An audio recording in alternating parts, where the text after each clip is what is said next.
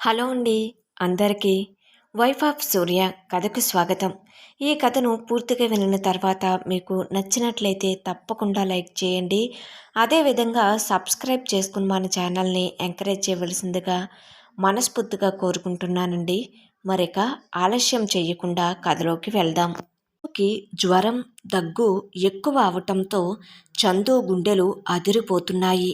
ఏం చెయ్యాలి భగవంతుడా అని చిన్నుని కౌగిలించుకుని ఏడుస్తూ ఉండగా చందు మెడలో ఉన్న బంగారు గొలుసు చిన్ను మొహం మీద పడుతుంది.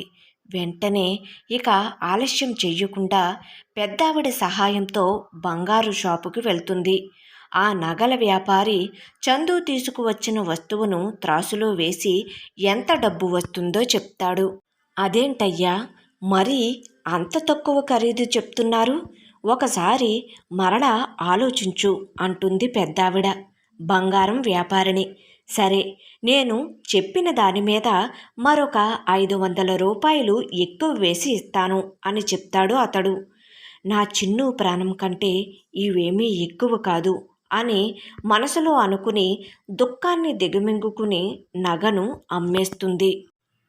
తొందరగా మనం హాస్పిటల్కి వెళ్దాం చందు, చిన్ను పరిస్థితి మరింత దిగజారకముందే అంటుంది పెద్దావిడ. కానీ చందు చిన్నుని ఎత్తుకుని గర్భిణీ కడుపుతో నడవలేక ఆయాసపడుతుంది. ఇటివ్వు చందు, నేను ఎత్తుకుంటాను అని చెప్పి చిన్నుని ఆమె ఎత్తుకుంటే ఇద్దరూ కలిసి హాస్పిటల్కి తీసుకువెళ్తారు. డాక్టర్ చిన్నుని పరీక్షించి ప్రమాదం ఏమీ లేదు, కొన్ని మందులు రాసిస్తాను, వాటిని ఉపయోగిస్తే సరిపోతుంది అని చెబుతుంది. సరే డాక్టర్, చాలా థ్యాంక్స్ అంటుంది చందు. కానీ చందు, మీరు మాత్రం చాలా నీరసంగా ఉన్నారు. ఇటువంటి సమయంలో ఎటువంటి టెన్షన్ లేకుండా బాగా తినాలి అంటుంది డాక్టర్ చందు యొక్క పరిస్థితిని చూసి. చందు బాధగా నవ్వుతూ, ముందు కన్నబిడ్డకే కనీసం పాలు కూడా ఇవ్వలేని పరిస్థితుల్లో ఉన్న నేను కడుపులో ఉన్న పుట్టబోయే బిడ్డకు ఏం పెట్టగలను అని అనుకుంటూ సరే అన్నట్టుగా తలను ఊపి మందులను తీసుకుని ఇంటికి వచ్చేస్తుంది. అమ్మా చందు, నువ్వు చిన్నుకి మందులు పట్టించి నిద్రపుస్తూ ఉండు. నేను చిన్నుకి పాలు, నీకు వేడివేడిగా భోజనం వండుకుని తీసుకువస్తాను అని ఆమె చెప్పేసరికి చందు కళ్ళ నుండి కన్నీరు వస్తుంది ఆమెకు కృతజ్ఞతలుగా. ఏం పర్వాలేదు అన్నట్టుగా చందు భుజాన్ని తట్టి ఆమె వెళ్తుంది. చిన్నుకి కొంచెం ఆరోగ్యం కుదుట పడుతుంది. హైదరాబాదులో నిండు గర్భిణీ అయ్యి ఉండి చిన్నుతో ఒంటరిగా ఉండటం, పైగా ఆర్థిక ఇబ్బందులు, నిత్యం ఎదురయ్యే అవమానాలతో చందు కృంగిపోతుంది. అదే సమయంలో అపార్ట్మెంట్ ఓనర్ రెంట్ కోసం వస్తాడు.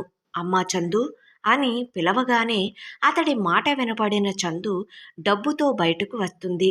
అతడికి రెంట్ ఇస్తూ, మరొక 2 రోజులలో ఇల్లు ఖాళీ చేస్తాను బాబాయ్ గారు అంటుంది. అదేంటమ్మా అంటాడు. కొన్ని పరిస్థితుల వలన అని చెప్పలేక సమాధానం చెబుతుంది. సరే అమ్మా, నీ ఇష్టం, ఎక్కడ ఉన్నా హ్యాపీగా ఉండు తల్లి అని దీవించి అతడు వెళ్ళిపోతాడు. భోజనం ప్లేటుతో చందు ఇంటికి వస్తున్న పెద్దావిడ చందు చెప్పిన విషయం విని బాధపడుతుంది. లోపలికి వెళ్ళిన తరువాత, నిజమేనా చందు నేను వినినది అంటుందామె. అవును పెద్దమ్మగారు, నేను మా పుట్టింటికి వెళ్ళిపోవాలని నిర్ణయించుకున్నాను అంటుంది బరువెక్కిన గుండెతో. చందుకి ధైర్యం చెప్పి, అప్పుడప్పుడు ఈ పెద్దమ్మను గుర్తు చేసుకో తల్లి అని ఏడుస్తూ కొంత డబ్బుని ఇస్తుంది. నేను ఇక్కడ ఒంటరిగా బతకగలిగాను అంటే కేవలం మీ వల్లనే పెద్దమ్మగారు. నా ఊపిరి ఉన్నంత వరకు మీ సహాయాన్ని నేను ఎప్పటికీ మర్చిపోలేను. ఒక తల్లిగా నా బాధలను పంచుకున్నారు అని ఏడుస్తూ చెబుతుంది చందు. ఇప్పటి వరకు తాను హైదరాబాదులో ఎన్నో కష్టాలు పడినప్పటికీ వాటిని ఎప్పుడూ తల్లిదండ్రులకు తెలియనివ్వలేదు. చందు చిన్నుని తీసుకుని బస్సులో తన పుట్టింటికి బయలుదేరుతుంది. అప్పుడు చందు తల్లికి ఫోన్ చేసి, అమ్మా, నేను ఊరు వస్తున్నాను, బస్సులో ఉన్నాను అని చెబుతుంది. ఏంటే, ఏం మాట్లాడుతున్నావు? నువ్వు ఒక్కదానివే రావటం ఏంటి? మరి సూర్యతో కలిసి రావటం లేదా? అంటూ ప్రశ్నిస్తుంది.